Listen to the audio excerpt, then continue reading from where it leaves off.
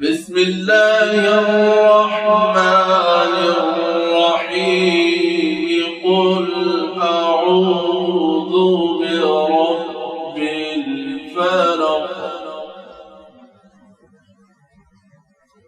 من شر ما خلق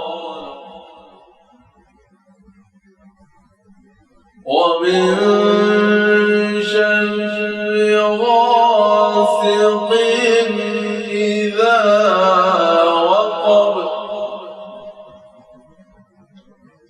ومن شر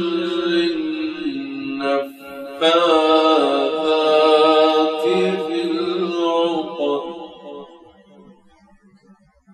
ومن شر حاسد إذا حسد.